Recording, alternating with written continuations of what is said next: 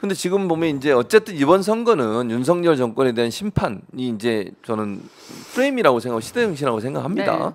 그럼 결국 기저에서 뭐 요즘 보면 민주당, 국민의힘 뭐 엎치락뒤치락 하고 이러는데 그런 상황임에도 불구하고 기저에 깔려 있는 민심 자체는 윤석열 정권 심판이라고 하는 기본적 민심 자체는 바뀌지 않았다고 보시는 거예요? 어떻습니까?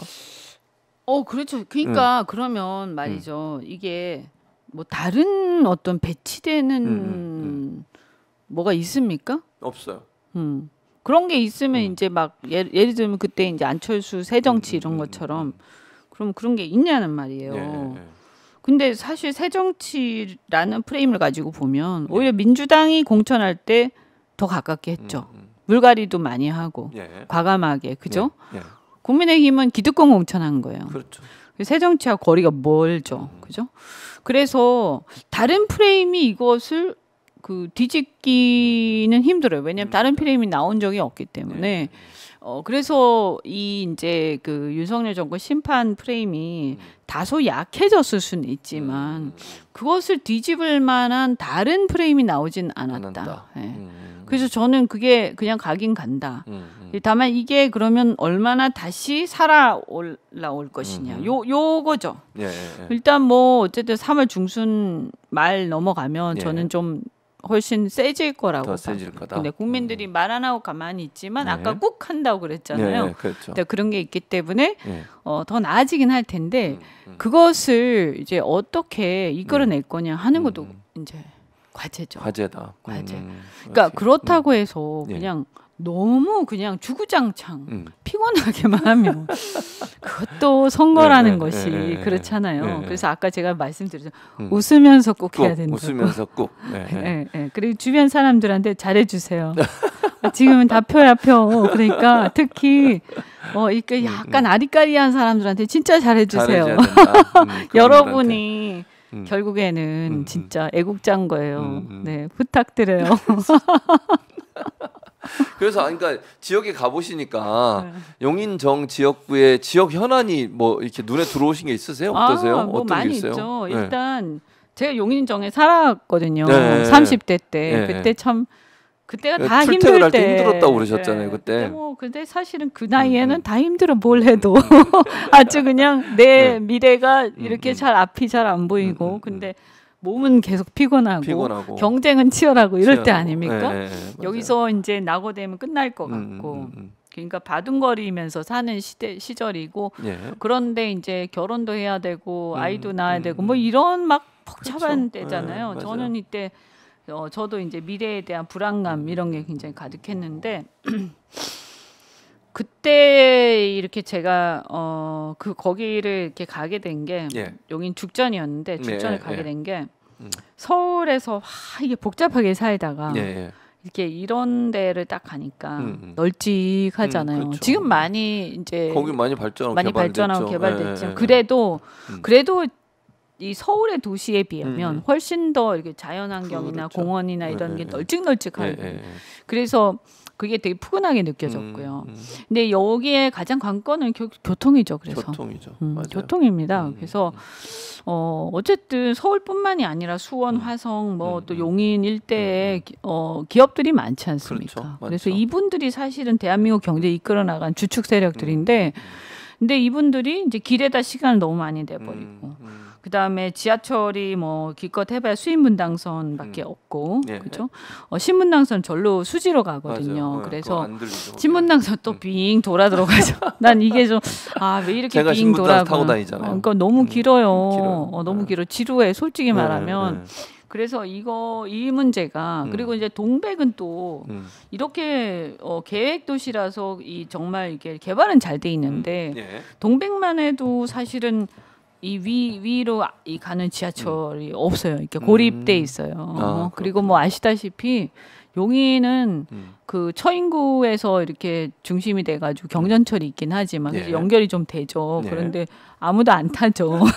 타는 사람 좀 있는데 시간이 바쁜 사람 못 탑니다. 그거. 그리고 또 이렇게 이 외곽으로 개발된 아파트들도 많은데 이런 데는 또 이런 지하철이라든가 어떤 중심이 되는 좌석 버스를 타려면 나와야 되잖아요. 맞아요. 나와야 돼요. 말버스가 막 30분, 40분 기다려야 되는 거예요. 막 이렇게 보면 무슨 교동 마을이란지 이렇게 구석구석에 마을들이 있거든요. 그래서 제가 보니까 저는 요즘에 느끼는 게 야, 이 마을 버스를 갖다가 이것만 그런 게 아니라 이게 지금 용인만 그런 게 아닌 거예요. 그래서 이거를 한번 종합적으로 한번 고민해 볼 필요가 있다. 그래서 교통이 관건이고요. 왜냐하면 파김치가 돼서 가면 안 돼. 힘들어요. 그러니까 그리고 집에 막 오는 길이 너무 힘들지 않습니까? 맞습니다. 그래서 사실은 아이들 학교 다니고 엄마들도 만약에 이제 직장 맞벌이를 안 하는 어머니들 주부들 같은 경우는 굉장히 환경이 좋지만 주거 환경이 그러나 사실은 출퇴근하는 맞벌이 부부나 아빠한테는 정말 죽을 지경이죠. 네. 그래서 이런 것들이 저는 이런 게 정말 복지고 사실은 무슨 서울에 편입시키고 이상한 짓 그런다고 공간 이동하는 게 아니잖아요. 그렇죠. 이런 데다가 돈을 과감하게 투자해야 된다 이렇게 생각하고 그래서 이제 최근에 보면 이 지역은 아니지만 용인 반도체 클러스터도 그렇고 막 이렇게 개발이 되면서 그래서 다른 그 주변 인프라들이 개발을 하면서 투자를 하면 그것 때문에 또 다른 개발이 이루어지잖아요. 도로라든가 철도라든가 그죠. 그래서 이제 뭐 GTX도 들어오고 하거든요. 그 이제 수서에서부터 쭉 이렇게 연결이 돼요. 동탄역까지. 그래서 이런 것들이 제대로 되려면 결국 요 들어오는 개발하는 요런 것들이 이제 잘 개발이 돼야 돼요. 플랫폼 시티 같은 것도 개발이 이제 그게 돼 있는데 예정이 실제로 이제 거의 보상이 거의 마무리되고 이제 하는 이제 막 착수하는 그런 단계인데 이런 경우에 사실 이제 아까 말씀드린 것처럼 개발을 하는 것도 중요하지만 당연히 하겠죠. 안 하겠어요. 그렇죠. 그런데 한다고 해놓고 하다 보면 돈이 모자라요 항상. 그렇죠. 그러면 결국 모자라는 돈을 어디다 먼저 투자할 거냐가 문제가 되는 거예요. 그렇죠? 그러면 이 정부나 공공 입장에서는 하기로 했는데 안 하면 안 되니까 개발업자나 그 기업들이 안 들어올까봐 전전긍긍하게 되고 그 과정에서 실제로 이걸 하게 되면 배후에 여러 가지 인프라나 주민들을 위한 편의시설을 하기로 했는데 문화시설이라든지 이런 게 하나씩 나도 모르는 사이에 지워지는 거예요. 이걸 누가 잘 감시하느냐. 그다음에 주민들의 이 수요를 어떻게 잘 이끌어내고 그다음에 또 타협을 시키고 조정을 시키고 그래서 저는 정치력이 매우 중요하다. 그래서 좀 정치 경험도 있어야 되고 타협안을 이끌어내는 어떤 리더십도 있어야 되고 그래서 정치 신인도 좋지만 조금은 이렇게 노련한 사람이 필요하다 이렇게 생각하죠. 이제 제가 잘하겠습니다. 알겠습니다. 마무리는 항상 이렇게 1분 남았습니다. 1분 드리겠습니다. 국회의원이 되면 만약 당선돼서 되신다고 하면 가장 먼저 무슨 일을 하고 싶으세요? 가장 먼저? 가장 먼저? 하고 싶은 일이 많은데 그 중에 하나를 꼽는다면?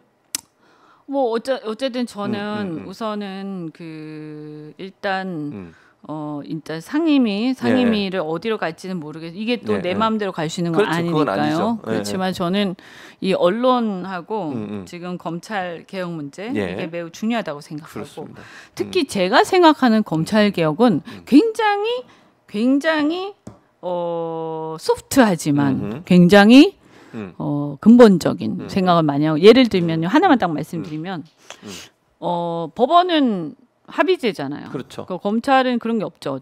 이제 완전히 맞아요. 그 수직적인 동일체잖아요. 그래서 막 검찰총장이 모든 걸 다 결제하잖아요. 그런 걸 다 폐지하고 동일체 원칙 폐지한다. 그래서 각자 자기가 맡은 사건을 수사하는 검사가 책임을 진다. 그래서 거기에서 무죄가 나오면 그게 쌓이면 고가에 반드시 반영한다. 지금 그런 게 없거든요.